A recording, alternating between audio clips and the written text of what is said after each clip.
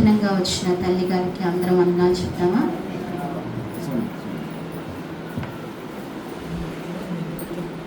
నేనే చిన్న సాక్ష్యం ఇస్తానండి. మరి గడిచిన 10 దినముల నుండి 10 దినాల పైనే నాకు చాలా బలహీనతంగా ఉంది. అంటే జ్వరంతో పాటు కాళ్ళు నొప్పులు, చేతుల నొప్పులు, అసలు నడవనివ్వట్లేదు.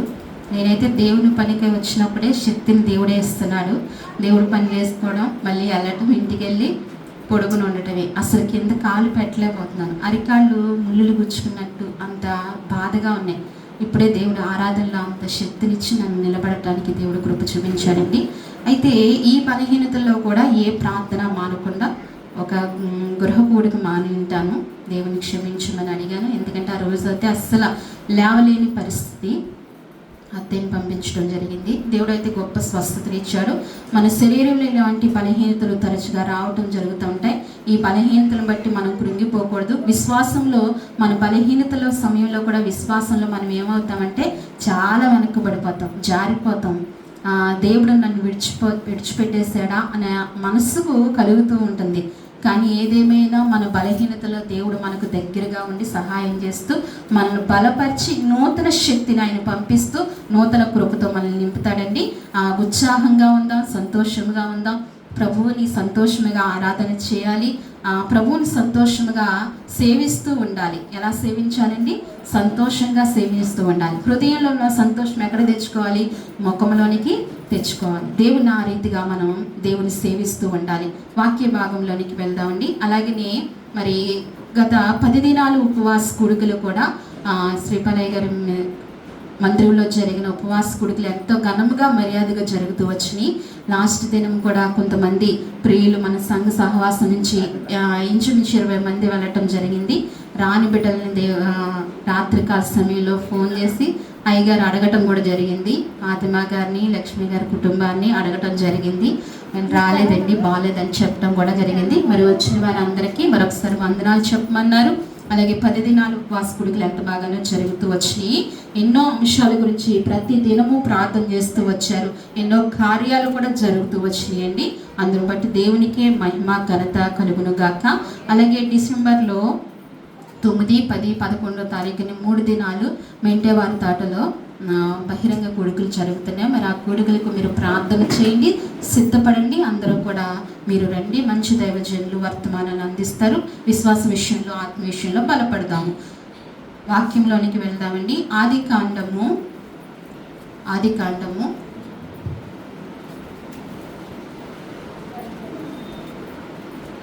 6వ అధ్యాయము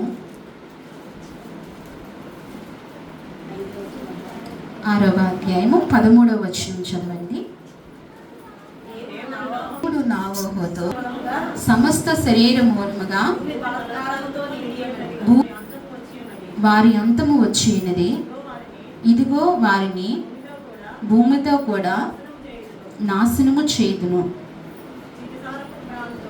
చితిసారపు మ్రానుతో నీ కొరకు వాడను చేసుకును. అరలు పెట్టి ఆ వాడను చేసి లోపటను వెలుపటను దానికి కీళ్ళు పూయవలెను. నీవు దాన్ని చేయవలసిన విధి ఏది? విధమిది. ఆ వాడ 300 మూరల పొడుగును, 50 మూరల వెడల్పును, 30 మూరల ఎత్తును గలదై ఉండవలను. చాలండి, చిన్న ప్రార్థన చేసుకున్నాం. పరిశుద్ధుడా, నీకు వందనములు, స్తోత్రములయ్యా. జీవాధిపతి, నీకు స్తుతులు చెల్లించుకుంటున్నాం ప్రభా. ఆత్మతో సత్యంతో ఇంతవరకు నేను ఆరాధిస్తూ వచ్చాం ప్రభా. ఆత్మస్వరూపి నీకు స్తోత్రాలు. ఆత్మస్వరూపముగా మా మధ్యన వసిస్తున్న గొప్ప దేవా నీకు స్తోత్రాలు ప్రభా. చదవబడిన వాక్యాన్ని నాయన విరిచి మా కొట్టించండి ప్రభా. అయ్యా, ఇదిగో మరి దీనిలో దాగి ఉన్న అయ్యా, ఇదిగో మరి నీ భావాన్ని నైనా మాకు నైనా వెదజల్లమని ప్రార్థిస్తున్నాం. బలహీనులము ప్రవ్వా, వట్టివారము, మట్టివారము ప్రవ్వా, జ్ఞానహీనులము ప్రవ్వా, జ్ఞానము లేని వారము ప్రవ్వా. నీ జ్ఞానంతో నింపండి నైనా, బలపరచండి. అయ్యా నీ సిలువ చాట మరుగుపరుచుకోండి, కొలతలేని ఆత్మతో మీరే నింపి నడిపించుకోమని నీ సన్నిధిలో ప్రార్థిస్తున్నాం. మీరు మాతో మాట్లాడండి. నీ మాటే మమ్మల్ని బ్రతికిస్తుందయ్యా. ఈ వారము మేము నీ నాయన ప్రభా ఈ లోకంలో బ్రతకాలంటే నీ మాట మాకు కావాలి. నీ మాటను మాకు దయచేయండి. నన్ను మమ్మల్ని నాయన బలపరచండి. నీ కృప దయచేయండి. నీ శక్తితో నాయన నింపండి. మా మధ్యకు మీరు దిగి వచ్చినందుకే మీకు వందనాలు స్తోత్రాలు చెల్లించుకుంటూ స్తుతించి ప్రార్థించి మా ప్రియరక్షకుడైన యేసుక్రీస్తు నామములో అడిగి వేడుకుంటున్నాము తండ్రి. మిమ్మల్ని పిలిచిన దేవుడు అనే అంశం బట్టి దేవుని వాక్యాన్ని చూసుకుందాం. మిమ్మల్ని పిలిచిన దేవుడు. దేవుడు ఏం చేశాడండి? పిలిచాడు. ప్రతి వ్యక్తిని పిలుస్తూనే వచ్చాడు. కొంతమంది వ్యక్తుల్ని జీవ గ్రంథంలో పిలిచాడు. వారిని అయితే మనం చూద్దాం. ఇక్కడ చదవబడిన వాక్యంలో దేవుడు నావోహుతో దేవుడు ఎవరిని పిలిచాడండి? నావోహుని పిలిచాడు. దేనికి, ఎలాంటి సమయంలో, ఎటువంటి పరిస్థితిలో నావోహుని పిలిచారంటే భూమి అంతా కూడా ఏమైపోయిందంటండి? చెడిపోయిందంట. భూమి అంతా కూడా చెడిపోయింది. ఎక్కడా కూడా కొంచెము కూడా దేవునికి ఇష్టమైన కార్యాలు ఎక్కడా జరగట్లేదు. భూమి అంతా కూడా చెడిపోయింది. కొంచెము కూడా న్యాయము లేని స్థలముగా అయిపోయింది. ఎవరు చేసిన భూమి? దేవుడు చేసిన భూమి. మనుషులందరూ ఆ రీతిగా చెడిపోయారు. ఎక్కడ చూసినా చిన్నల మొదలుకొని పెద్దవారి వరకు కూడా ఏమైపోయారట? బొత్తిగా చెడిపోయారట. 4వ దినములో బాల్యము మొదలుకొని వృద్ధాప్యం వరకు ఏమైపోయిందంట? ప్రతి హృదయము చెడిపోయిందంట. అలాంటి పరిస్థితిలో దేవుడు కనుగొన్నాడు. ఎవరినండి? నావోని కనుగొన్నాడు. నావోని కనుగొని నావోని పిలుస్తున్నాడు. దేవుడు పిలుస్తున్నాడు. దేవుని కోపము చాలా దారుణము కదండి. దేవుని కోపాన్ని తట్టుకోగలుగుతామా? దేవుని కోపాన్ని తట్టుకోవాలి. దేవుని కోపం అంటండి నిమిషమే ఉంటుందంట.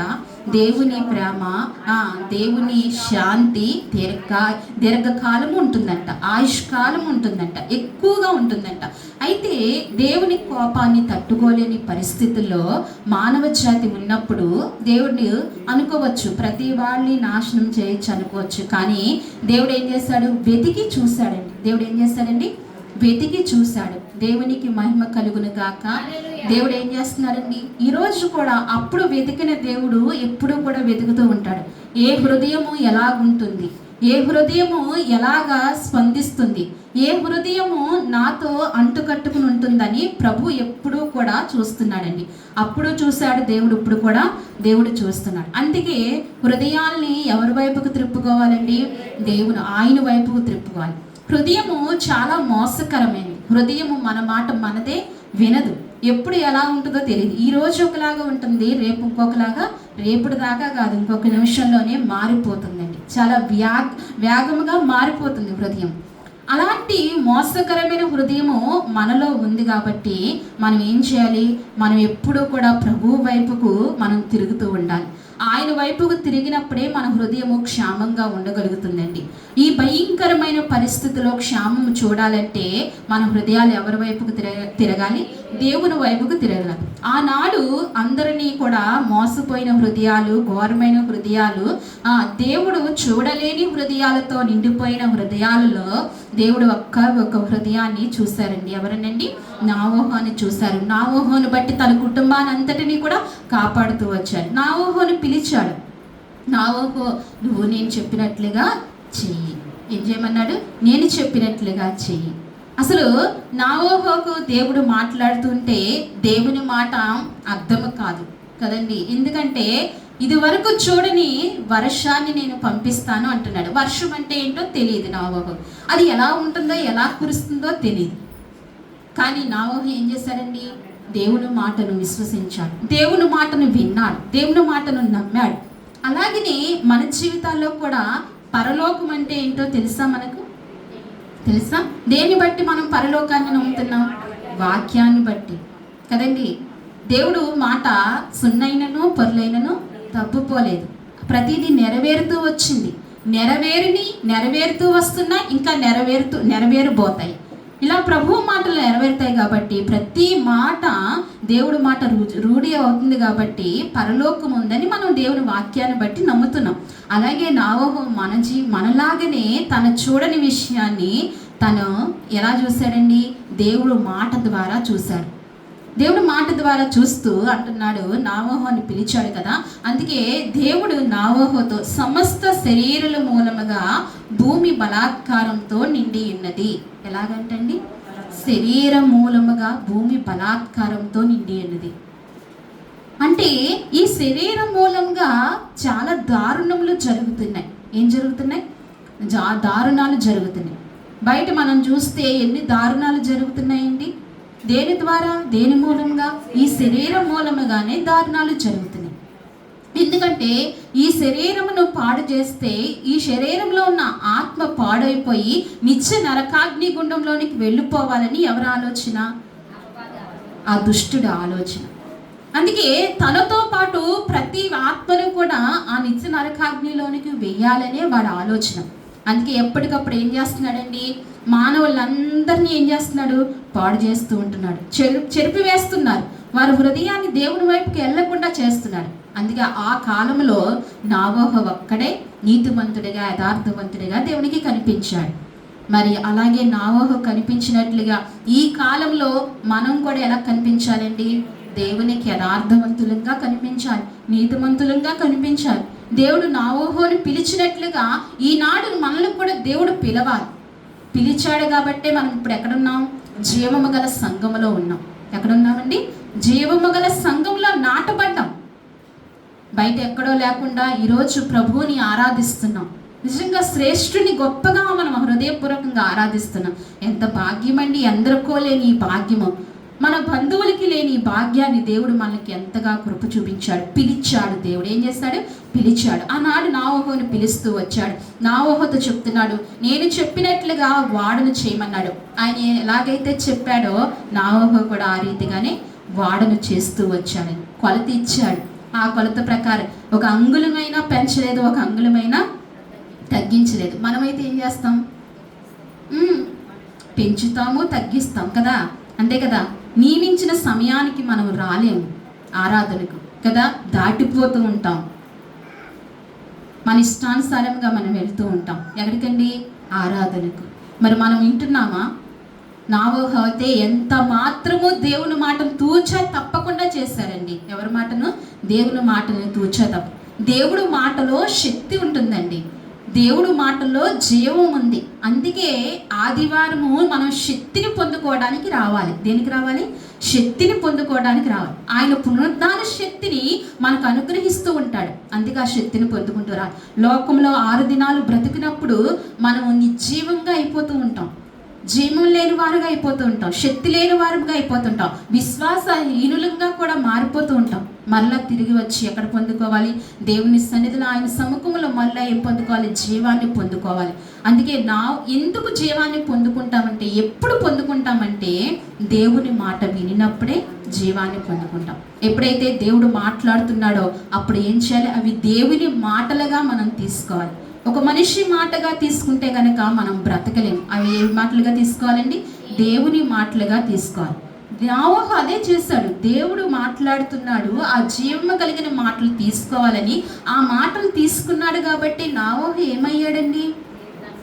ఏమయ్యాడు? బ్రతకగలిగాడు కదా. ఏమయ్యాడండి? బ్రతకగలి. ఆ జల ప్రళయంలో ఏమవును నావోహు? అందరి వల్లే తను కూడా ఏమవుతాడు? చేయకపోతే, దేవుడు చెప్పింది చేయకపోతే, దేవుని మాట వినకపోతే. అందుకే దేవుని మాటలో ఏముందండి? జీవం ఉంది. దేవుని మాటలో జీవం ఉంది. ఎప్పుడైతే మనం బలహీనంగా ఉంటామో అప్పుడు దేవుడి మాట జీవము కలిగింది కదా అనే ఆశతో, ఒక విశ్వాసంతో దేవుని సన్నిధిలో ఒక్క మాటను మనం పట్టుకుని పొందుకుంటామో దేవుడు ఏం చేస్తాడు? శక్తినిస్తాడు. ఎనలేని శక్తినిస్తాడు. గొప్ప శక్తినిస్తాడు. ఈ మాట నేను ఎందుకు చెప్పగలుగుతున్నానంటే అనుభవపూర్వకంగా చెప్పగలుగుతున్నాను. అసలు ఇంటికాడ ఉంటే ఇలా కూడా నిలబడలేను. ఒక్క నిమిషం నిలబడలేని పరిస్థితి నాది ఇప్పుడు. అంటే కీళ్ళ వాపులో అయ్యో జ్వరాలు వచ్చినాయి. అలాంటి జ్వరాలండి ఇప్పుడు. అలాంటి పరిస్థితిలో నిజంగా ఇక్కడికి ఏ బలహీనత గుర్తు రాకుండా నిజంగా దేవుని మాటలో ఎంత శక్తి ఉందో, ఎంత జీవం ఉందో చూడండి. అలనాడు నావోహు చనిపోవలసిన వాడు దేవుని మాట విన్నాడు కాబట్టి, దేవుని మాట ఆజ్ఞల ప్రకారంగా నడిచాడు కాబట్టి నావోహు ఏమైపోయాడు? బ్రతికిపోయాడు.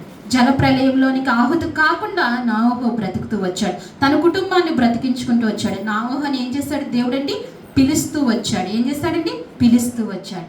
ఈనాడు మిమ్మల్ని నన్ను కూడా దేవుడు పిలుస్తున్నాడు. ఓ నా కుమార్తె, ఓ నా కుమారుడు అని దేవుడు ఎప్పుడూ కూడా పిలుస్తూ ఉన్నాడు. అందుకే మన హృదయపు వాకిట నిలిచి ఉన్న యేసయ్య ఎక్కడి నుంచి ఉన్నాడండి ఆయన? సమీపింపరాని తేజస్సులో అమరత్వం కలిగి వసిస్తున్న దేవుడు పనికి రాని మన ముందు ఆయన నిలిచి, మన హృదయపు వాకిట నిలిచి ఆయన ఏం చేస్తున్నాడండి? పిలుస్తున్నాడు. అలాంటి గనుడు పిలుస్తున్నాడు, అలాంటి శ్రేష్ఠుడు మనల్ని పిలుస్తున్నాడు. ఈనాడు ఆయన వాక్యానికి మనం ఎంత విధేయులమవుతున్నామో, ఆయన సన్నిధికి ఎంత లోబడగలుగుతున్నామో అని ఆలోచించుకోవాలి. ప్రవ్వా నన్ను క్షమించయ్యా అనుక్షణము మనం అడగవలసిన మాట ఇదే. ప్రవ్వా నన్ను క్షమించయ్యా, నేను చాలా అవిధేయులుగా నడుస్తున్నా. పైకి మనం చాలా మంచి వారంగా కనబడతాం, పైకి చాలా కుదురుగా ఉన్నట్టుగానే మనం కనిపిస్తూ ఉంటాం. దేవుని మనసుకు మనం ఎలా ఉన్నామో అని దేవునికే తెలుస్తుంది. అందుకనే మనం ఎప్పుడూ కూడా ఏం చేయాలంటే దేవుణ్ణి మనం అడుగుతూ రావాలి. దేవుడు పిలిచేవాడు. దేవుడు ఏం చేస్తాడంటే పిలిచేవాడు, శ్రమలకు అప్పగించేవాడు కాదు. శ్రమలలో దేవుడు ఏం చేస్తాడు? మనల్ని కాపాడుతూ. ఆనాడు నోవహుని కాపాడండి, ఈనాడు కూడా మనల్ని ఏం చేస్తాడండి? కాపాడుతూ వస్తాడు. అలాగే ఇంకొక భక్తుని కూడా మనం చూద్దాం, జ్ఞాపకం చేస్తున్నాం. అదే ఆదికాండము 12వ అధ్యాయము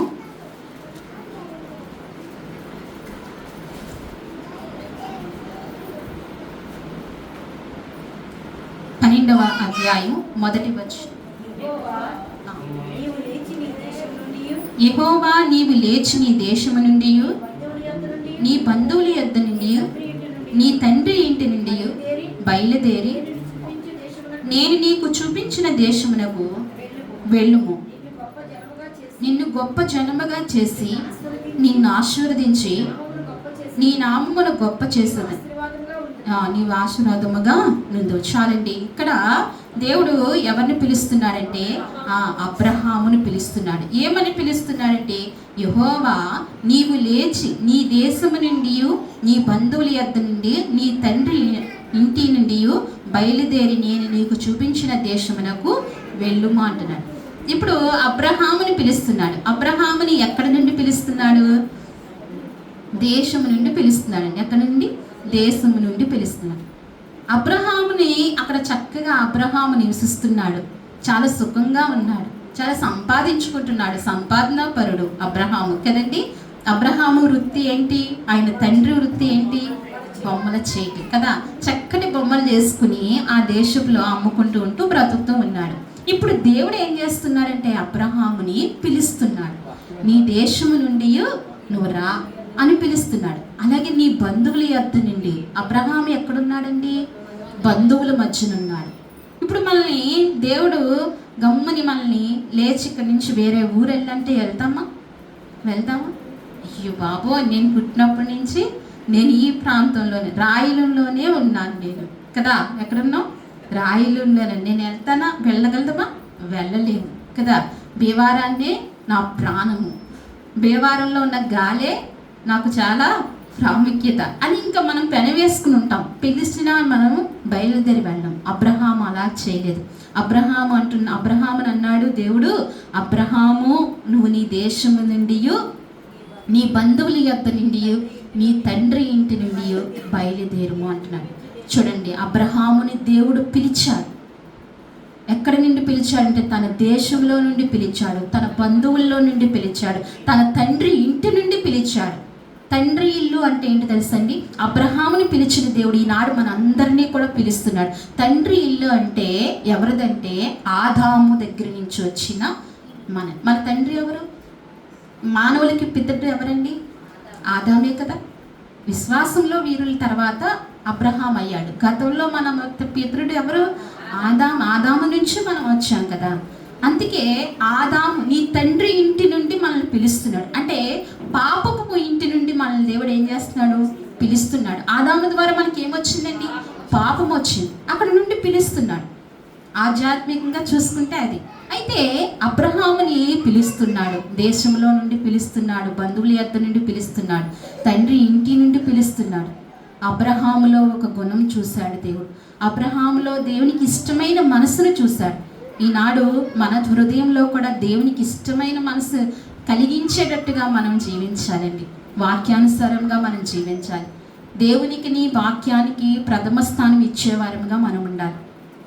సత్యవాక్యానికి మనం జీవితాన్ని ఏం చేసుకోవాలి? అంకితం చేసుకోవాలి. సత్యవాక్యంలో నడిచేవారముగా ఉండాలి మనం. వాక్యం ఏది చెప్తుందో దాని ప్రకారంగా జీవించే వారముగా ఉండాలి. వాక్యం ఏం చెప్తుందండి? వాక్యం ఏం చెప్తుంది? ప్రాణాత్మ శరీర దేహాలతో ఏం చేయమంటుంది?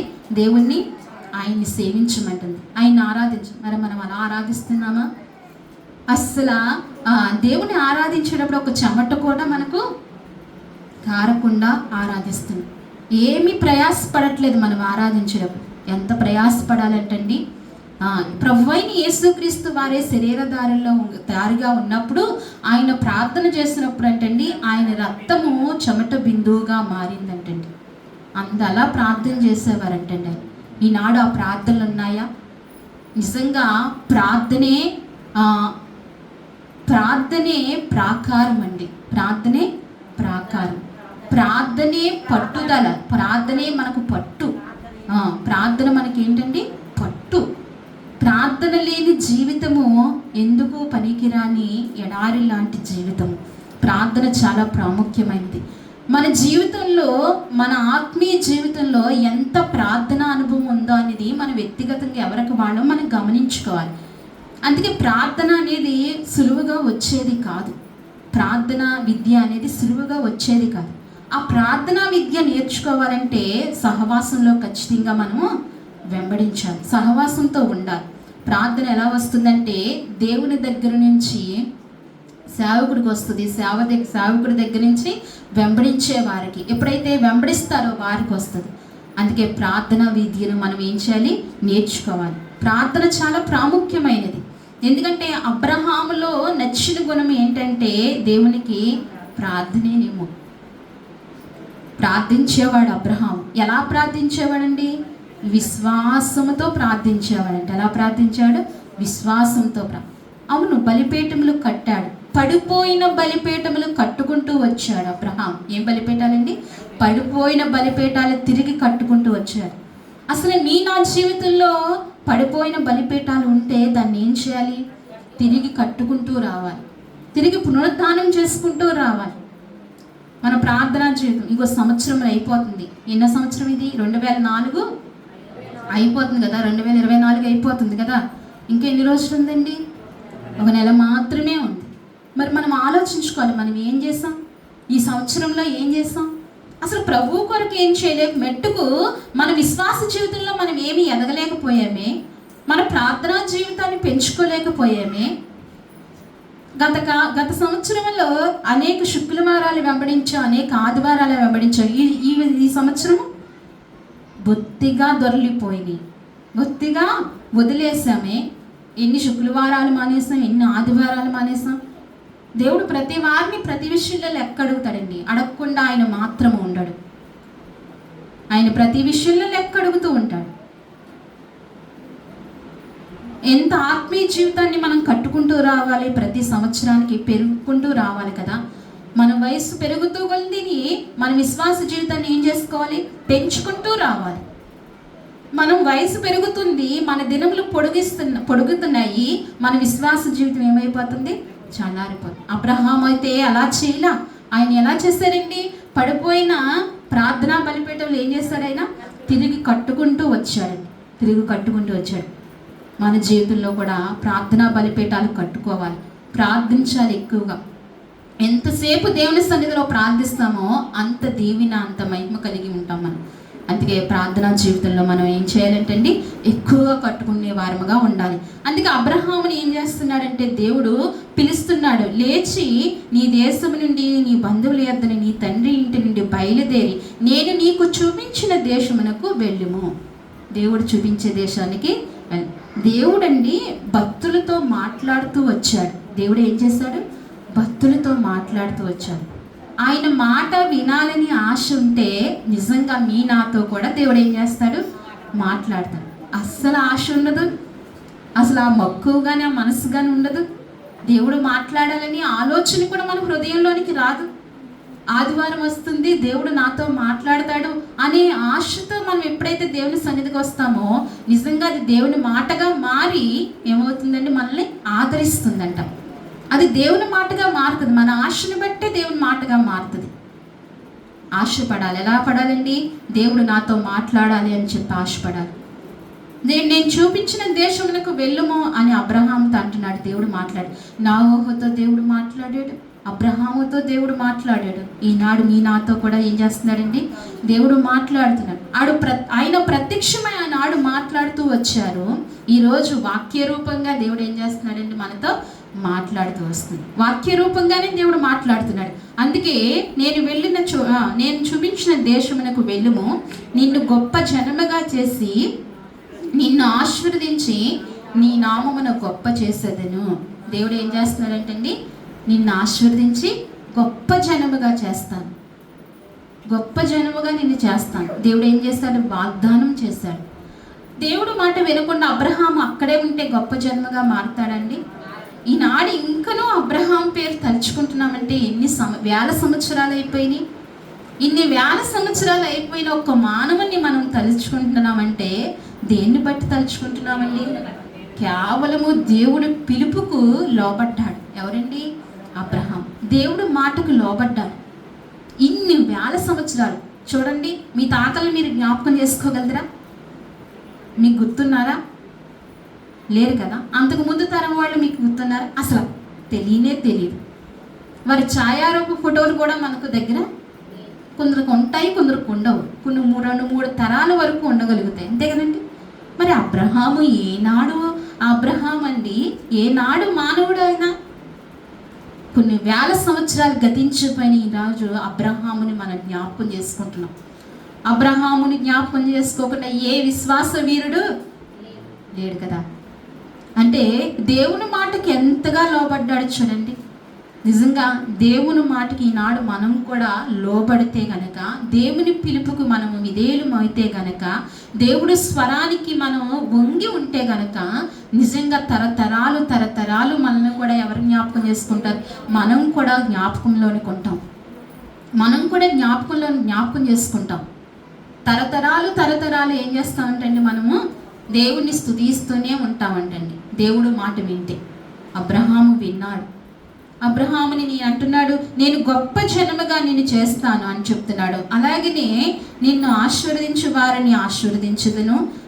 ఇంకా ఈ తర్వాత విషయం అండి, అబ్రహాముని పిలుచుకుని దేవుడు ఏం చేశాడు? తాను వెళ్ళమన్న చోటికి వెళ్ళాడు. నిజంగా మనం కూడా దేవుని మాటకి ఏం చేయాలంటండి? లోబడి ఉండేవారముగా ఉంటే తను గొప్ప జనముగా చేసి ఆశీర్వదించి అభివృద్ధి పరుస్తాడు. అబ్రహాముని అభివృద్ధిగా జీవించడం, దేవుని పిలుపుకు లోబడిన అబ్రహాముని ఎలాగైతే దేవుడి పిలుపుకు లోబడి ఆశీర్వదించాడో, మనం కూడా దేవుని పిలుపుకి వింటే గనక మనల్ని కూడా దేవుడు ఏం చేస్తాడండి? ఆశీర్వదిస్తాడనే మాట దేవుడు సెలవిస్తున్నాడు. అలాగే నిర్గమాకాండంలో ఇంకొక మాట చూసుకుని మనం ఎదురుకి వెళ్దామండి. నిర్గమాకాండము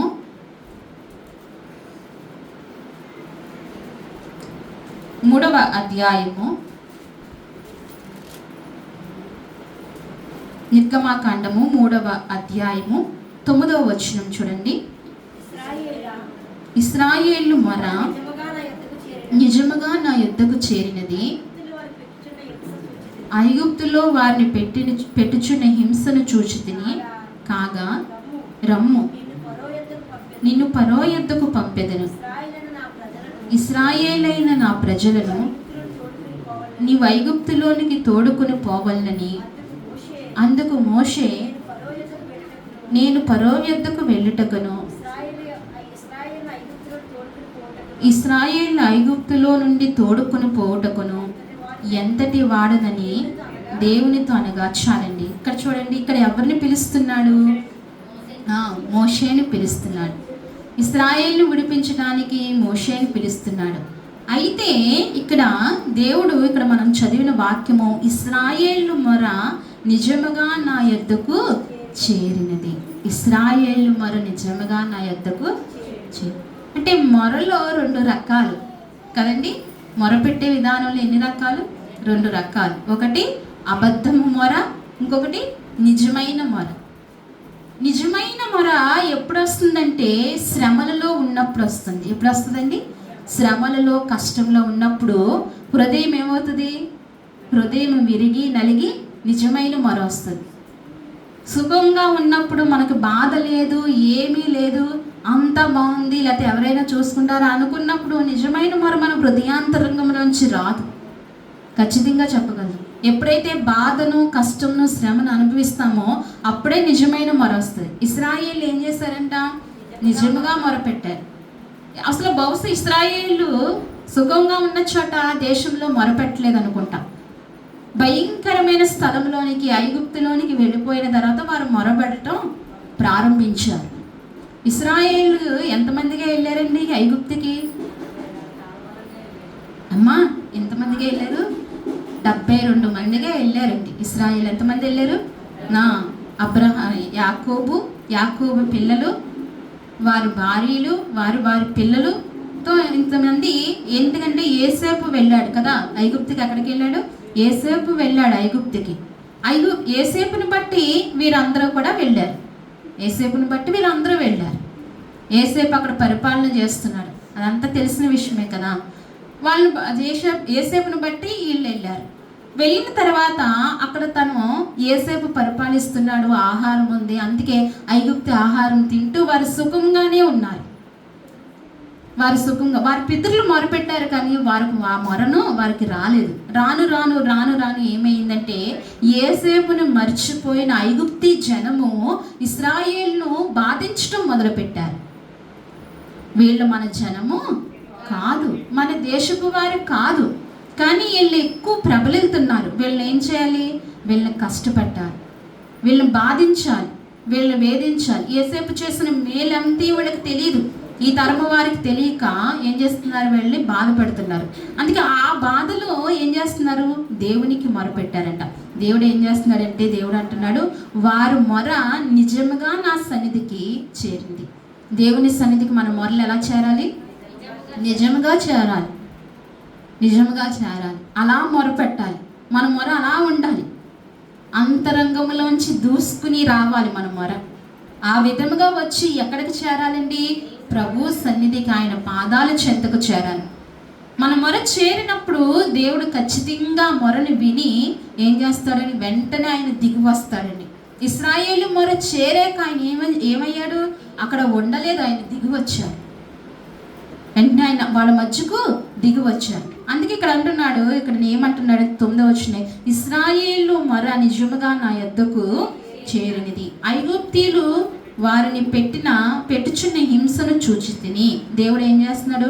ఈనాడు మనం పడుతున్న హింస అయినా, బాధ అయినా ఎవరు చూస్తున్నారండి? దేవుడు ఖచ్చితంగా చూస్తున్నాడు. ఎవరైనా బాధల్లో ఉన్నారా? ఆ బాధను ఎవరు చూస్తున్నారు? దేవుడు మనుషులైతే చూడరు. ఒక మనిషి బాధ ఒక్కొక్క మనిషికి అర్థం కాదు.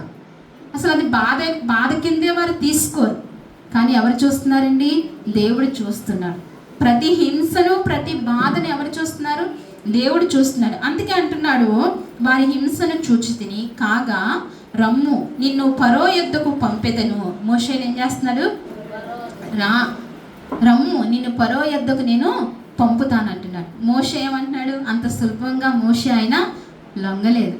మోషేని పిలుస్తున్నాడు, రమ్ము నిన్ను ఫరో యొద్దకు నేను పంపుతాను అంటున్నాడు. కానీ మోషేకి ఏమేస్తుంది? భయం వేస్తుంది. ఫరో యొద్దకు వెళ్ళాలంటే భయం వేస్తుంది. ఇశ్రాయేలు జనాంగాన్ని విడిపించాలంటే భయం వేస్తుంది మోషేకు. అయినా సరే దేవుడు ఏమంటున్నాడు? మోషేని పిలుచుకున్నాడు. ఎందుకంటే మోషే చాలా నమ్మకస్తుడండి. ఎవరండి? మోషే నమ్మకస్తుడు. నా జీవితంలో కూడా నమ్మకత్వం అనేది ఉంటే కనుక దేవుడు మిమ్మల్ని, నన్ను ఏం చేస్తాడు? పిలుస్తాడు. ఎక్కడికి? పరమకాణానికి రావటానికి పిలుస్తాడు. ఏముండాలి? నమ్మకత్వం ఉండాలి. దేవుని విషయంలో చాలా నమ్మకంగా జీవించాలి. దేవునికి ఏదైనా మాట ఇస్తే అది నమ్మకంగా మనం ఏం చేయాలి? ఆ మాటను నెరవేర్చాలి. బాప్తీసం తీసుకున్నప్పుడు ఒక మాట ఇస్తాం. ఏమని మాట ఇస్తాం? అయ్యా నేను చనిపోయే వరకు నా జీవిత కాలం అంతా నిన్ను ఆరాధిస్తానయ్యా అని మాట ఇస్తాం. అవునా కదా? ఇవ్వలేదా? ఇచ్చాం కదండి.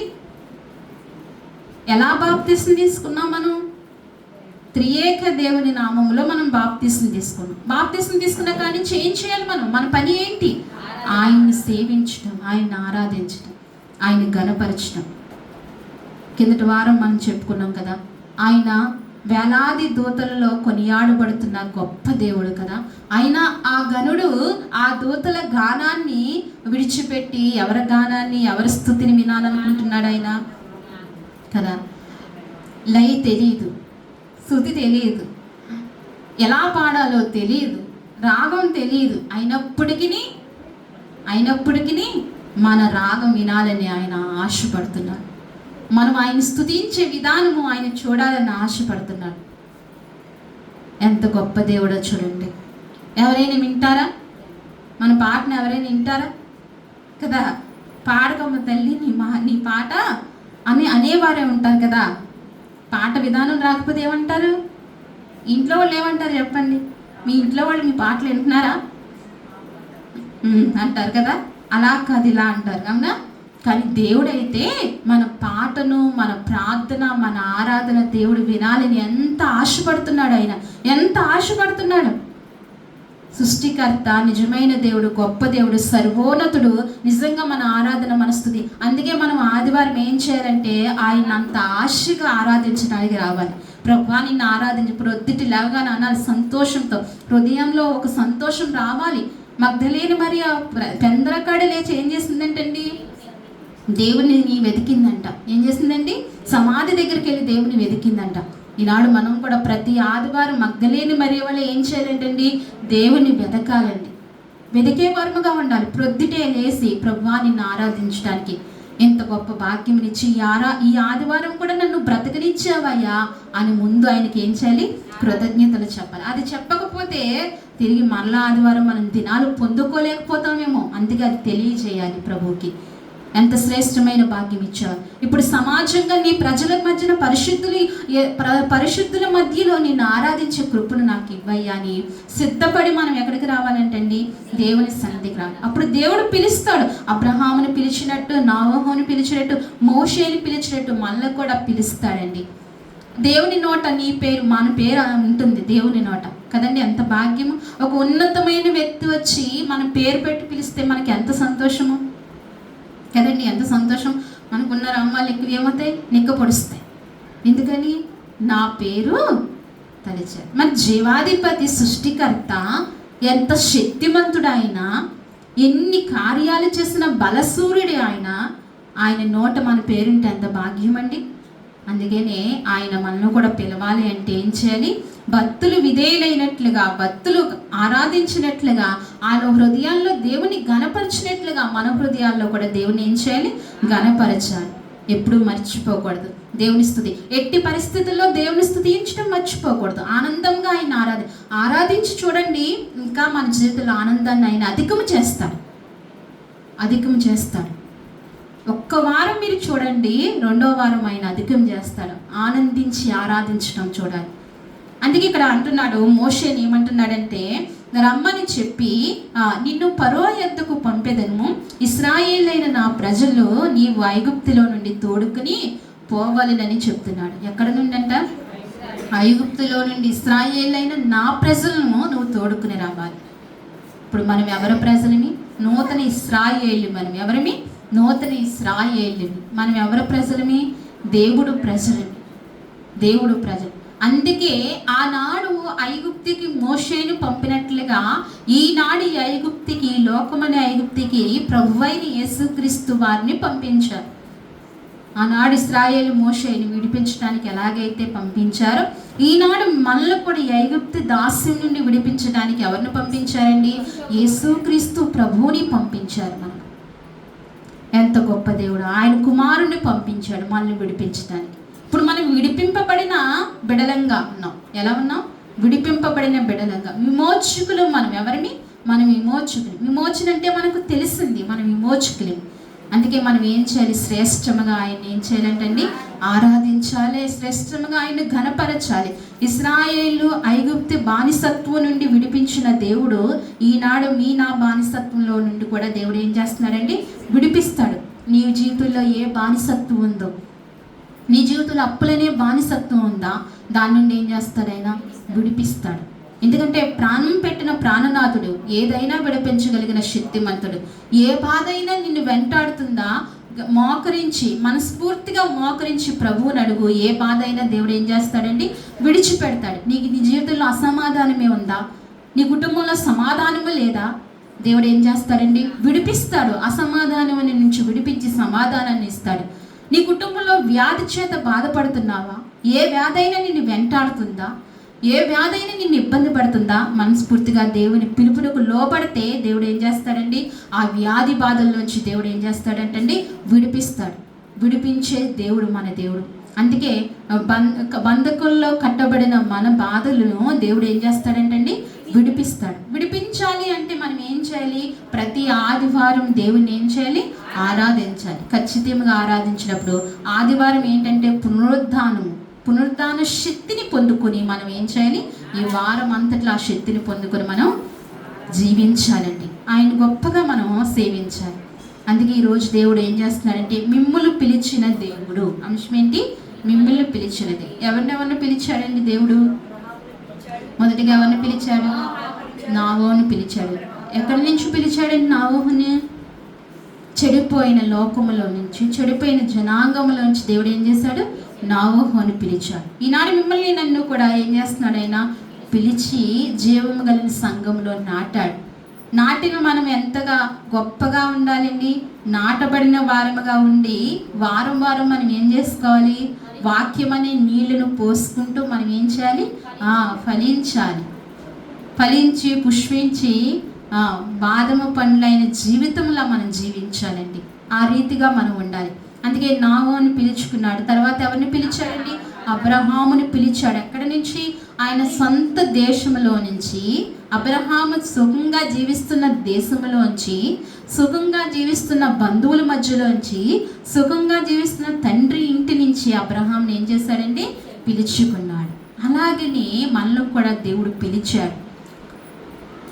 మనల్ని కూడా ఎక్కడి నుంచి పిలిచాడండి? మన పాపములోంచి, మన శాపములోంచి, మన అతిక్రమములోంచి దేవుడు మనల్ని ఏం చేస్తాడంటే దేవుడు మనల్ని పిలుచుకున్నాడు.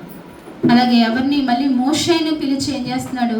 నా ప్రజల్ని విడిపించని చెప్తున్నాడు. ఎవరి ప్రజల్ని? నా ప్రజల్ని విడిపించని చెప్తున్నాడు. అలాగే మనం కూడా ఏం చేయాలంటండి?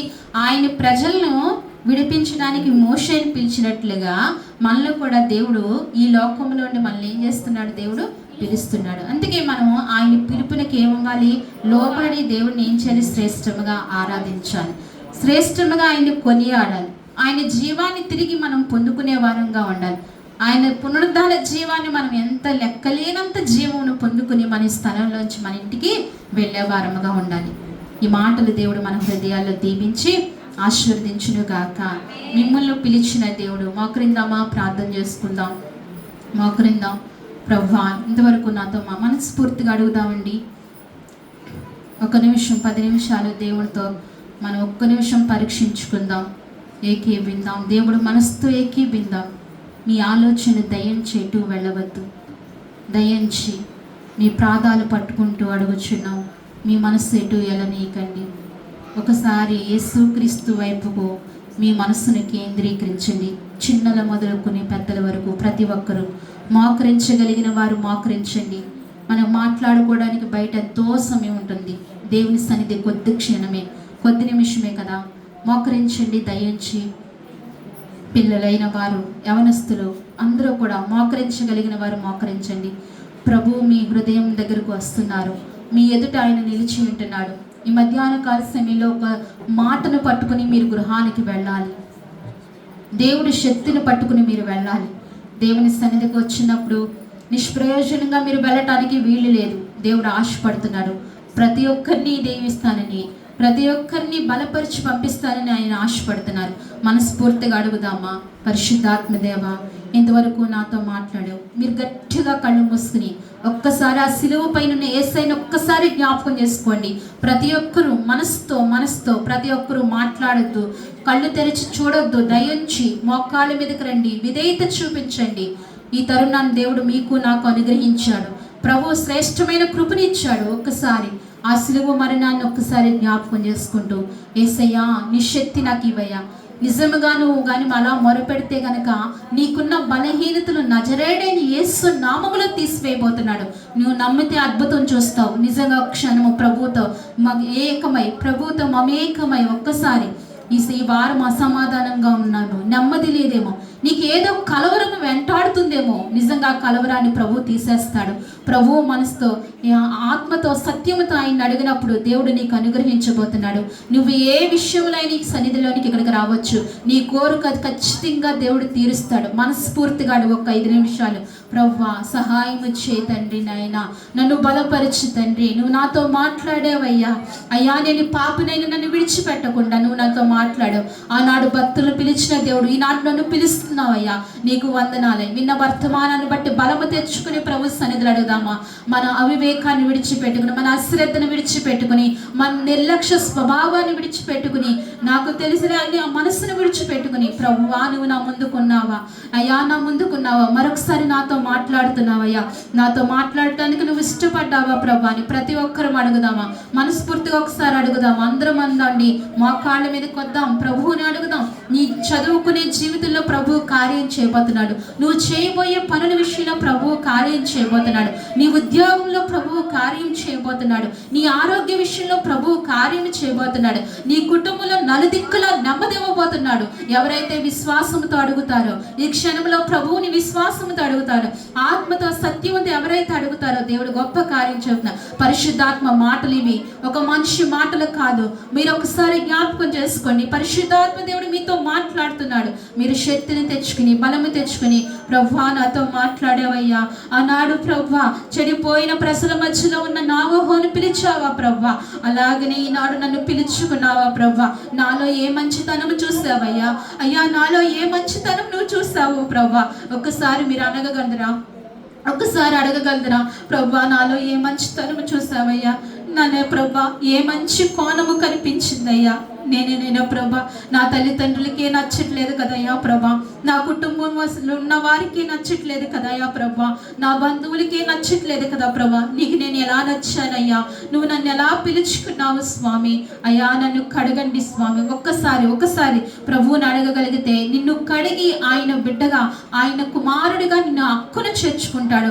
ఒకసారి అడుగుదామా. ఈ మధ్యాహ్న కాల సమయంలో ఎందరినో దీవించిన దేవుడు, ఎందరినో ఆశీర్వదించిన దేవుడు, ఎందరినో మరణ ఛాయిల్లోంచి లేపిన దేవుడు ఈనాడు నీ దగ్గర నిలిచి ఉన్నాడు. నువ్వు అడగట్లేదు కదా, ఆయన వెళ్ళిపోతారేమో, నువ్వు అడగాలి. ప్రభువా నాకు ఈ అవసరత ఉందయ్యా, ఈ వారంలో నాకు ఈ అవసరత ఉందయ్యా, తీర్చేయాలి. నువ్వు మనస్ఫూర్తిగా అడిగితే ప్రభువు నీకు ఇవ్వబోతున్నాడు, ఆ అవసరత తీర్చబోతున్నాడు. అది నీకు అసాధ్యమే, నీకు మట్టికి ఎంత మాత్రమో సాధ్యమే కాని విషయం దేవునికి మాత్రమే సాధ్యము. నువ్వు అడగాలి. ఈ మధ్యాహ్న కాల సమయంలో ప్రభువా వర్తమానంతో నువ్వు నాతో మాట్లాడావు స్వామి, నువ్వు పిలిచావయ్యా, ఈనాడు నన్ను కూడా పిలుస్తావయ్యా, నన్ను కూడా నీ హక్కును చేర్చుకుంటావా, ఈ పాపిని నువ్వు క్షమిస్తావా, నా బలహీనతలు ముడతావయ్యా, నా అనారోగ్యాన్ని ముడతావయ్యా, నా పరిస్థితులు తారుమారు చేస్తావయ్యా, నా కుటుంబాన్ని జ్ఞాపకం చేసుకుంటావయ్యా, నా బిడ్డలను జ్ఞాపకం చేసుకుంటావయ్యా, నా బిడ్డలకు క్షేమాన్ని ఇస్తావయ్యా.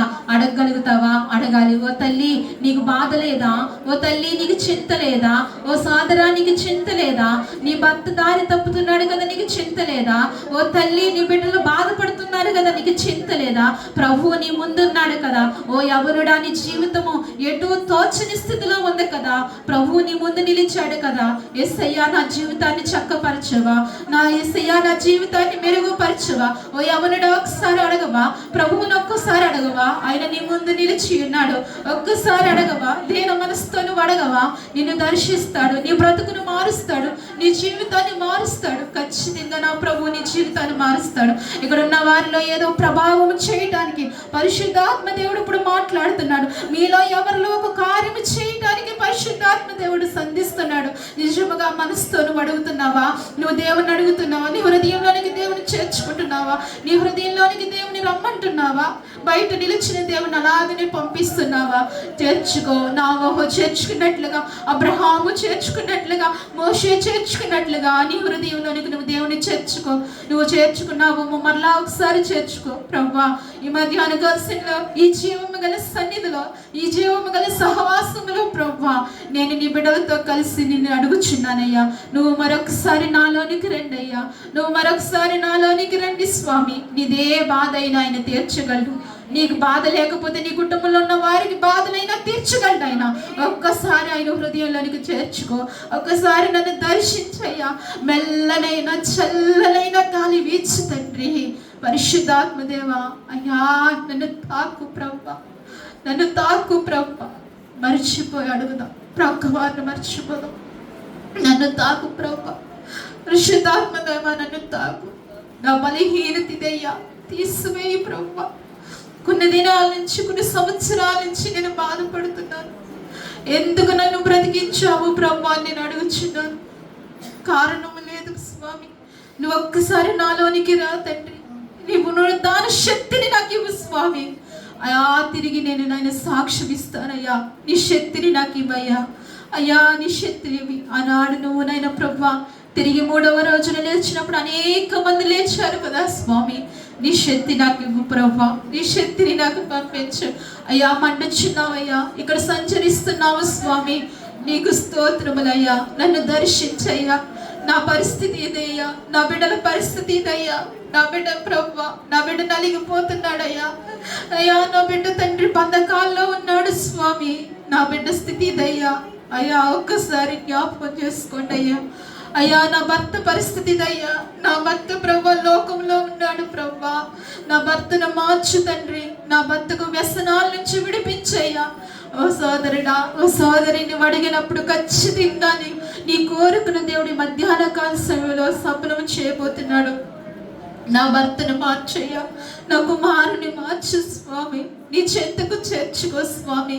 అయ్యా, నువ్వు పిలువయ్యా. నువ్వు ఆనాడు శ్రమల్లో ఉన్న వారిని పిలిచావు. నువ్వు పిలు స్వామి. అయ్యా, ఈ మధ్యాహ్న కాల సమయంలో ఎందుకు నన్ను దర్శిస్తున్నావయ్యా? ఎందుకు నాతో మాట్లాడుతున్నావు స్వామి?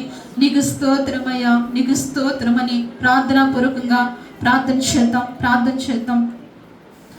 మహాపరిశుద్ధమైన ప్రేమగల తండ్రి అని ప్రతి ఒక్కరము ప్రార్థన చేద్దాం. గొప్ప దేవుని ప్రార్థన చేద్దాం, కొనియాడదాం, శ్రేష్టముగా ఆరాధన చేద్దాం. విన్న వాక్యాన్ని బట్టి ఆయన్ని హృదయంలోనికి చేర్చుకుందాం.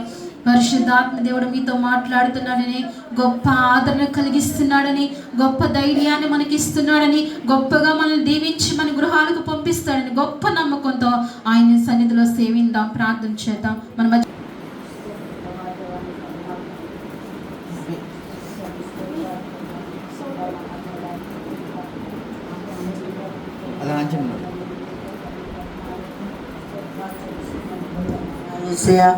ఇదిగో ప్రభానైనా పాటల ద్వారా మీరు మహిమ పొందిన దేవుడు ప్రభానైనా వాక్యం చదవటం ఎందుకు ప్రభానైనా, అలాగే ప్రభా అయ్యా నేను ప్రార్థన ఎంతో స్తుతి ఆరాధనలో ప్రభా మీరు ఉన్నారు. వాక్యం ద్వారా మీరు మాతో మాట్లాడి ఉన్నారు. మీ దాసరాలు నిలబెట్టి అందరూ బట్టి మీకు వందనాలు స్తోత్రాలు చెల్లిస్తున్నాను. నేను మీరు నాతో ఎంతగానో మీరు మాట్లాడినందుకు మీకు వందనాలు స్తోత్రాలు తండ్రి. నేను నోవాహుతో మాట్లాడవు తండ్రి, నేను అబ్రహాంతో మాట్లాడవు, మోషతో మాట్లాడిన దేవుడు నేను ఈరోజు మాతో మాట్లాడవు తండ్రి. నీ మాటలు మా హృదయంలో నైనా మేము దాచుకొని నైనా అట్టి ప్రకారంగా జీవించటకు మాకు సహాయం చేయండి తండ్రి. మీకు వందనాలు స్తోత్రాలు చెల్లిస్తున్నాను. నేను వాక్యానుసారంగా జీవించే జీవితాలు మాకు దయచేయండి ప్రభా. నీ సన్నిధిలో భయంతో భక్తితో నైనా పెందల కాడే వచ్చి నీ సన్నిధిలో నిన్ను స్తుతించి ఆరాధించి గణపతి బిడ్డలుగా ఉంచమని ప్రార్థన చేస్తున్నాను. నేను ఈరోజు అనేక బిడ్డలు రాలేకపోయారు తండ్రి. నేను మరొక తరుణం మీరు దయచేయండి. నేను వచ్చిన ప్రతి బిడ్డని కూడా మీరు దీవించి ఆశీర్వదించండి. నేను బలహీనలు ముట్టి బాగు చేయండి, సమస్యల నుంచి విడిపించండి. ప్రతి బిడ్డని మీరు యవనస్తులు, నేను వృద్ధులు, బాలులు, సంటి బిడ్డలు, పురుషులు, స్త్రీలు అందరినీ కాపాడండి. నూతనంగా వచ్చిన తండ్రి తులసి గారిని బట్టి ప్రార్థిస్తున్నాను. వారిని భర్త గారిని వారు ఎంతగానో ఒకప్పుడు సేవ చేసి ఉన్నారు తండ్రి. నీకు వందనాలు. వారి బిడ్డల్ని ఆశీర్వదించండి, దీవించండి. వారికి మంచి ఆరోగ్యం దయచేయమని ప్రార్థన చేస్తున్నాను తండ్రి. కూడా వచ్చిన బిడ్డల అవసరాల అక్కర్లన్నీ తీర్చండి. ప్రతి బిడ్డ దీవించి పంపించండి. ప్రతి హృదయానికి నెమ్మదినివ్వండి, శాంతినివ్వండి ప్రభా. నీ శాంతిని మాకు అనుగ్రహిస్తానన్నావు తండ్రి. అయా జలప్రళయం లాంటి సమస్యలు మాకు వచ్చినప్పటికీ ఐగుప్తినైనా తండ్రి మోషేకి ఎర్ర సముద్రం అడ్డు వచ్చినప్పుడు నేను తప్పించిన దేవుడు కనుక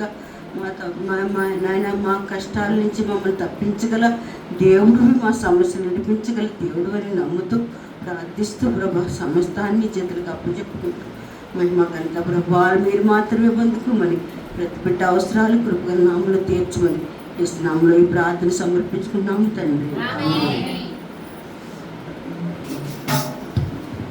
లేచి నిలబడి ప్రభు కానుకలు సమర్పించుకుందామండి. ప్రకటన విందా ఒకసారి. శుక్రవారం ఉపవాస కూడిక 12 గంటలకండి. మంగళవారం ప్రార్థన కూడిక మంగళవారం సాయంకాలం కూడుకుంటే బాగుంటుంది అనిపిస్తుంది. మరి సాయంకాలం వచ్చేవారు రండి, 7 గంటలకు మంగళవారం సాయంత్రం ఒక 6 వారాల రీతిగా జరిగిస్తాము. మరి మంగళవారం సాయంత్రం 7 గంటలకు ప్రార్థన కూడిక జరుగుతుందండి. అలాగే తిరిగి ఆదివారం ఆరాధన 11 గంటలకు. ఈ విషయాలు గమనించండి, వార కూడికలు గమనించండి. మీరు అనేక మందిని నడిపించండి. సంవత్సరము వెళ్ళిపోతుంది, మరి ఒక ఆత్మనైనా రక్షించైనా ప్రభువా అని మీరు పరీక్షించుకొని, ప్రభువా ఒక ఆత్మనైనా నీ సన్నిధికి ఈ సంవత్సరంలో నేను తీసుకొచ్చేదానిగా ఉండాలి అని ప్రార్థన చేసుకోండి. ప్రతిదినము అనేక మందికి మీరు దేవుని గురించి చెప్పండి, దేవుని సన్నిధికి నడిపించండి. ప్రార్థన చేసుకుందాం, చివరి ప్రార్థన చేసుకుందాం.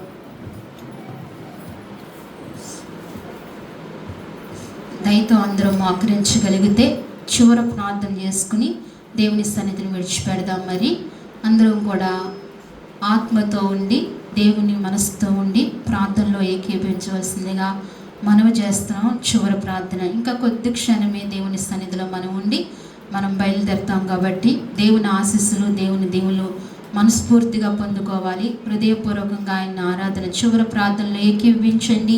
ప్రార్థన చేస్తుండగా ఏకీభవించండి.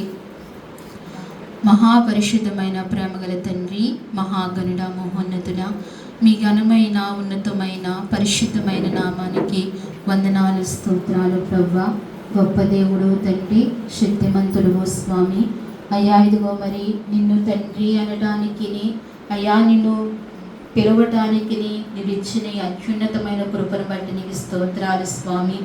పాపినైనా నన్ను మీరు జ్ఞాపకం చేసుకొని నా పాపములు క్షమించి నన్ను కడిగి పవిత్రపరిచి తండ్రి నాయన ఈనాడు తండ్రి అని పిలవటానికి మంచి గొప్ప కృపను మీరు ఇచ్చారు.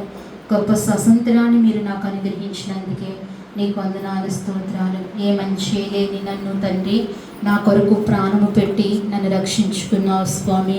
నీకు వందనాలు స్వామి. నాయన నాలో ఏమి నచ్చి నువ్వు నా ప్రభువా రక్షణ ఇచ్చావో తండ్రి నాయన. అయ్యా ఇదిగో మరి ప్రభువా నీ వాక్యానుసారముగా జీవించే కృపను కూడా నాకు మరింతగా అనుగ్రహించమని మీ సన్నిధిలో ప్రార్థిస్తున్నాం తండ్రి. అయ్యా ఇదిగో మరి గడిచిన నా ప్రభు పరిశుద్ధ పునరుద్ధానం నుంచి ఈ పునరుద్ధానం వరకు కూడా మీ సజీవమైన రెక్కల చాటున నన్ను సంఘబిడ్డల కుటుంబాలను మీరు కాపాడినందుకే మీకు వందనాలు, స్తోత్రాలు చెల్లించుకుంటున్నాం ప్రభా. పాటల ద్వారా మీరు మహిమ పొందుకుంటూ వచ్చారు స్వామి. అలాగనే కీర్తనలో మీరు తోడుగా ఉన్నారు తండ్రి. నీ బిడ్డలు ప్రార్థిస్తూ నిన్ను ఆరాధిస్తూ వచ్చారు, ఆ విషయంలో మీరు సహాయపడ్డారు. మా స్తుతి ఆరాధనలో మీరు తోడుగా ఉన్నారు స్వామి, నీకు వందనాలు. అలాగనే ప్రభా వాక్యముతో నాయనా మీరు నాతో మాట్లాడుతూ వచ్చిన విధానము కొరకే నీకు వందనాలు ప్రభా. మీరు నాతో మాట్లాడారు ప్రభా, నన్ను బలపరిచారు. ఈ వారము ప్రభా నీ సన్నిధి శక్తిని నాకు ఇచ్చినందుకే మీకు వందనాలు, స్తోత్రాలు ప్రభా. నువ్వు నైనా మాతో నైనా ప్రభా ఇంతవరకు నీ మాటలు నైనా మాకు అందిస్తూ వచ్చావు తండ్రి స్వామి. అయ్యా ఇదిగో మరి దేవుడు మిమ్మల్ని పిలిచిన పిలుపు అని నైనా ప్రభా మాట్లాడావు. ఆనాడు నోవహును పిలిచావు స్వామి. లోకమంతా భూమి అంతా నైనా బహు బలాత్కారంతో నిండిపోయినప్పుడు ప్రభా నోవహును ఒక్కరినే నైనా ప్రభా తన నీతిని బట్టి తన యథార్థతను బట్టి అయ్యా తనకున్న భక్తిని బట్టి నువ్వు పిలిచావు ప్రభా. అయ్యా తనకు ఒక పనిని అప్పగించావు తండ్రి. దేవానికి స్తోత్రాలు తండ్రి. అయ్యా నీ పిలుపుకు లోబడిని నోవహు బ్రతికాడు. ఆ జలప్రలయంలో నశించిపోకుండా బ్రతికాడు ప్రభా. మా జీవితాల్లో కూడా అయ్యా నువ్వు పిలిచిన పిలుపునకు మేము లోబడి జీవించే కృప మాకు దయచేయండి స్వామి. అలాగనే తండ్రి అబ్రహామును పిలిచావు. అయ్యా తన దేశము నుండి తన తండ్రి ఇంటి నుండి అయ్యా తన బంధువుల యొద్ద నుండి నువ్వు అబ్రహామును పిలుస్తూ వచ్చావు ప్రభా. అయ్యా నేను రాను అని చెప్పకుండా నీ పిలుపుకు లోబడి అబ్రహాము వెంటనే బయలుదేరి వెళ్ళాడు ప్రభా. అబ్రహాముని కదా నీకు గొప్పగా ఆశీర్దిస్తానన్నావు, అలాగనే ఆశీర్దించావు. ఇన్ని ఏళ్ళైనా అబ్రహాముని మేము జ్ఞాపకం చేసుకుంటూ అబ్రహాము పేరును తలుస్తూ నిన్ను సేవిస్తున్నాము స్వామి. అబ్రహాము దేవుడు అని నువ్వు సెలవిచ్చావు ప్రభా. నువ్వు అబ్రహాము దేవుడిగా అయిపోయావు కదా స్వామి. నీ మాటకు లోబడిన వ్యక్తి తండ్రి ఇంత ఆశీర్వచనం చూశాడు ప్రభువా. నీ మాట మేము కూడా వింటే మా జీవితాల్లో ఎంతో ఆశీర్వాదం పొంచింది ప్రభువా. అయ్యా, నీ మాట వినేవారంగా మమ్మల్ని చేయండి ప్రభువా. అబ్రహాము నీ పిలుపుకు లోబడి ఎలాగైతే అయ్యా ప్రభువా దేని మనసుతో శిరస్సు వంచి నీకు లోబడ్డాడో ప్రభువా, మా జీవితాల్లో కూడా నైనా అబ్రహాము విధేయత మాకు దయ చూపించండి స్వామి. అయ్యా, మేము కూడా ఆశీర్వదింపబడాలని ఆశ కలిగి ఉన్నామయ్యా. మీరు ఆశీర్వదించండి స్వామి. నాయన దేవాన్ని కృప దయచేయండి నాయన. అబ్రహాము నైనా తరతరాలకు తండ్రి అయిపోయాడు ప్రభువా. గొప్ప కృపనిచ్చావు తండ్రి. మా జీవితాల్లో ఇట్టి కృపను మీరు అనుగ్రహించమని ప్రార్థిస్తున్నామయ్యా. అలాగనే ఆనాడు ప్రభా ఇశ్రాయేలును విడిపించుట కొరకు ప్రభా మోషేని మీరు పిలిచారు నాయన. మోషేని నాయన ప్రభా నీ మాట వినటానికి మీరు పిలిచారు, నీ స్వరము వినటానికి మీరు పిలిచారు ప్రభా. మోషేలో ఉన్న నమ్మకత్వాన్ని మీరు చూసి పిలిచారు ప్రభా. మా జీవితాల్లో కూడా అయ్యా నమ్మకమైన జీవితం కలిగి జీవించే కృప దయచేయండి. నీకు ఇష్టమైన జీవితం మాలో జీవించడానికి సహాయం చేయండి ప్రభా. ఈ లోకమనే దాస్యము నుంచి మమ్మల్ని విడిపించి మమ్మల్ని పిలిచి రక్షించినందుకు నీకు వందనాలు స్తోత్రాలు చెల్లించుకుంటున్నాం. ఈ మధ్యాహ్న కాల సమయంలో ఈ రీతిగా నీ వాక్యము ద్వారా మీరు మాతో మాట్లాడుతూ వచ్చారు. మరి నీ బిడ్డలైన వారు ఎంతవరకు నీ మాటల్ని తీసుకున్నారో ప్రవ్వా, అట్ల ప్రకారంగా నడవాలని ఎవరైతే అనుకుంటున్నారో ప్రవ్వా వారిని మీరు జ్ఞాపకం చేసుకోండి. ఈ నీ మాటలుగా భావించిన వారిని తండ్రి మీరు దీవించండి, ఆశీర్వదించండి స్వామి.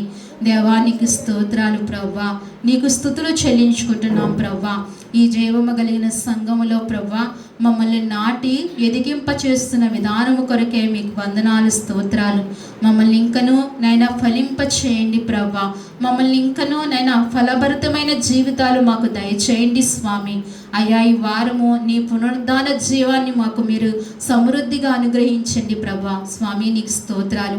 బిడ్డల్ని మీరు జ్ఞాపకం చేసుకోండి, బిడ్డల్ని మీరు దీవించండి. ఎవరైతే ఇంత అడుగు పెట్టారో ప్రభా, ఇది నీ స్థలము ప్రవ్వా, ఇది నీ సన్నిధి ప్రవ్వా, ఇది సన్నిధి చుట్టూ నువ్వు ఆవరించి ఉన్నావు స్వామి. ఎవరు ఏ ఆలోచనలతో తండ్రి, ఎవరు ఏ ఉద్దేశములతో ప్రవ్వా, ఎవరు ఏ అవసరతతో ప్రవ్వా నీ సన్నిధిలో అడుగు పెట్టారో మీరు గమనిస్తున్న దేవుడు కదా ప్రవ్వా. ప్రతి బిడ్డను ప్రతి వ్యక్తిని మీరు జ్ఞాపకం చేసుకోండి. వారి అక్కర్లు అవసరతలు తీర్చండి. వారికి తీర్చబడి ఇంకా అనేక మందికి అయా సాక్షులుగా ఉండి అయా ఈ సన్నిధిలో ప్రభా అనేకమైన నూతన ఆత్మలు చేర్చబడే కృపను మీరు అనుగ్రహించమని మీ సన్నిధిలో నైనా ప్రార్థిస్తున్నాము తండ్రి. పని చేయటం మా వంతు, కార్యము చేయటం మీ వంతు స్వామి. సహాయము చేయండి. నీ బిడ్డల్ని మీరు జ్ఞాపకం చేసుకోండి. మా మధ్య నుండి అందరినీ అయ్యా నువ్వు ఆశీర్వదించినందుకే మీకు వందనాలు స్తోత్రాలు చెల్లించుకుంటూ అయ్యా వచ్చిన పెద్దల మొదలుకొని చిన్నల వరకు అందరినీ ఆశీర్వదించండి. బిడ్డలు ఎవరి బిడ్డలు జ్ఞాపకం చేసుకొని వారికి చక్కటి జీవితాన్ని మీరు ప్రసాదించండి స్వామి. చదువుకుంటున్న బిడ్డలకు లెస్సైన జ్ఞానంనిచ్చి చక్కని చదువుల్లోనైనా వారు రాణించడానికి సహాయం చేయండి ప్రవ్వా. అయా చేతి పనులు చేసుకుంటున్న వారిని దీవించండి, ఆశీర్వదించండి. ఉద్యోగం చేస్తున్న వారిని దీవించండి, వ్యాపారస్తుల్ని దీవించండి ప్రభా. ఆయా వృత్తులు కలిగిన వారిని అందరినీ దీవించి ఆశీర్వదించమని ప్రార్థిస్తున్నాం ప్రభా. ఈ సమయంలో ప్రభా వారి కష్టార్జితం తీసుకొచ్చి నీ సన్నిధిలోనైనా వారిని నీకు అర్పించేయండిగా ప్రభా. వారి కష్టార్జితాన్ని అంతటినీ ఆశీర్వదించండి. ఎవరైతే నైనా గుప్పులు విప్పి నీకు నైనా అర్పించారో ప్రభా వారి అర్పణలన్నీ మీరు అంగీకరించి వారి నైనా ప్రభా అవసరతలు తీర్చమని మీ సన్నిధిలో ప్రార్థిస్తున్నాం. సహాయం చేయండి అయ్యా. నూతనంగా వచ్చిన నీ బిడ్డల్ని మీరు జ్ఞాపకం చేసుకోండి. కొంతమంది అవన బిడ్డలు నూతనంగా వచ్చారు, వారిని దీవించండి, ఆశీర్వదించండి ప్రభా. వారి జీవితాలకు మీరు కావలి ఉండండి ప్రభా. వారిని ప్రభావితము చేయండి, వారిని ఫలింప చేయమని నీ సన్నిధిలో ప్రార్థిస్తున్నాం తండ్రి. నూతనంగా వచ్చిన తల్లి గారిని, తులసి గారిని మీరు జ్ఞాపకం చేసుకోండి. మంచి ఆరోగ్యం దయచేయండి. వారి కుటుంబాన్ని అంతటినీ వారి బిడ్డల్ని కూడా మీరు జ్ఞాపకం చేసుకోమని మీ సన్నిధిలో ప్రార్థిస్తున్నాను తండ్రి. మా సంఘ ప్రియులందరినీ పేరు పేరున ఒక్కొక్కరిని మీరు జ్ఞాపకం చేసుకోండి. వారి బిడ్డలు క్షామదారంగా ఉండటానికి సహాయం చేయండి. ఈ వారం అంతా మమ్మల్ని కాచి కాపాడినందుకే సంఘ పక్షాన, కుటుంబ పక్షాన మీకు కృతజ్ఞత కృతజ్ఞతాస్తుతులు చెల్లించుకుంటున్నాం ప్రభా. అలాగే ఈ వార కార్యక్రమాల్లో కూడా మీరు మాకు తోడుగా ఉండి నీ సన్నిధి కాంతి మాతో ఉంచి నడిపించమని, ఇంకనూ నాయన అనేక మంది రాలేకపోయారు, బిడ్డలతో మీరు మాట్లాడి తిరిగి వారిని నీ సన్నిధికి నడిపించమని, నీ జీవం వారు పొందుకోవడానికి సహాయం చేయమని నీ సన్నిధిలో ప్రార్థించుకుంటూ, అయ్యా ఇప్పుడు వచ్చిన నీ బిడ్డల్లో ప్రభా ఎవరికైతే అనారోగ్యం ఉందో ఆ అనారోగ్యము నజరేయుడైన యేసు నామములో తొలగించమని ప్రార్థిస్తున్నాము ప్రభా. సహాయం చేయండి. లోకంలో ఎక్కడ చూసినా నెమ్మది లేదు, శాంతి లేదు ప్రభా. అనారోగ్యాలు ప్రతి వ్యక్తిని పీడిస్తున్నాయి ప్రభా. మీరే ముట్టుకుని స్వస్థపరచండి అయ్యా. నీ జీవము దయచేయండి ప్రభా. నీ పునరుద్ధాన శక్తితో ఒక్కొక్కరిని నింపి నడిపించమని ప్రార్థిస్తూ మీకు వందనాలు స్తోత్రాలు చెల్లించుకుంటూ ఈ ఆరాధన అంతట్లో పరిశుద్ధాత్మ దేవ మీరు తోడుగా ఉండి నడిపించినందుకు, మీరు మాత్రమే హెచ్చించుకున్నందుకు నీకు వందనాలు స్తోత్రాలు చెల్లి. ఏ మానవుడి ఘనత ఇక్కడనైనా ప్రభా లేకుండా నువ్వు మాత్రమే మహిమ పొందుకున్నందుకు నీకు వందనములు స్తోత్రములు చెల్లించుకుంటూ, నీకు కృతజ్ఞతాస్తుతులు చెల్లించుకుంటూ మా అందరినీ దీవించి ఆశీర్వదించి పంపించమని స్తుతించి ప్రార్థించి మా ప్రియరక్షకుడైన యేసుక్రీస్తు నామములో అడిగి వేడుకుంటున్నాము తండ్రి. మన తండ్రి అయిన దేవుని ప్రేమయు, కుమారుడైన యేసుక్రీస్తు కృపయు, పరిశుద్ధాత్మ అన్యోన్య సహవాసము మనకు మన కుటుంబాలకు సార్వత్రిక సంఘానికి ఇప్పుడును ఎల్లప్పుడూ సదాకాలము దేవుడు తోడయిండి నడిపించును గాక. ఆమేన్. యేసు రక్తమే శ్రేయం, యేసు రక్తమే జయం, ప్రవేశ రక్తము సంపూర్ణమైన విజయము కలుగును గాక. ఆమేన్. అందరూ గట్టిగా చెప్దామా? ఆమేన్.